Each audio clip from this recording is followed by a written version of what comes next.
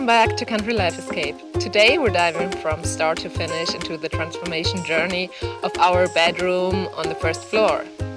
When we first stepped into this space, we were greeted by wallpapers from the 50s. It certainly had its charm, but it was time for a fresh start. We tackled the walls, making trenches for new cables and plugs. There was just one old three-phase plug without any grounding before.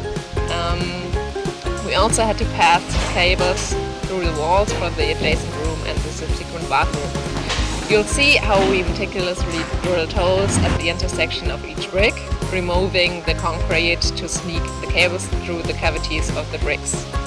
Though we have plans to replace the windows and the flooring in the future, for now we've restored what's already there.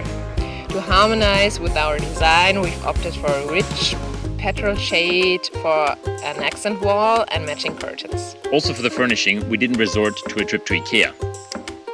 I built a bed from old beams I discovered in the barn, after carefully burning them, of course, to ensure that no woodworms make their way into our bedroom, since we just tried to kind of get them out.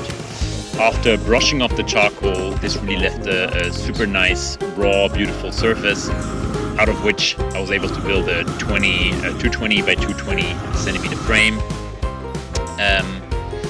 upslating slated frames that we already had in order to build basically a new slated frame within that size. Oh, and there's more. We also stumbled upon a really old vintage sideboard that was in the living room before, and it had definitely seen better days, and being covered with plastic decoration foil seems to be kind of a thing in the 50s, or maybe later, maybe 80s, I'm not sure. However, and obviously layers of mold from food rests left in there, etc. However, we did see the potential in there, and after also some serious fire cleansing and a good sanding job done by our son, it was revived with pigmented wax that I actually made myself from linseed oil and beeswax, and a touch of concrete pigment in there just to kind of fit nicely into our design and be a bit more homogeneous in terms of coloring. And honestly, I'm really happy how it turned out. I think it looks great. Thank you for joining us on another chapter of our Country Life Escape. We hope that you've enjoyed this transformation as much as we have.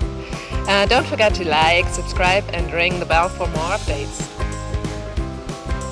And without further ado, as always, let's go get things done. See you guys soon. Have a nice weekend.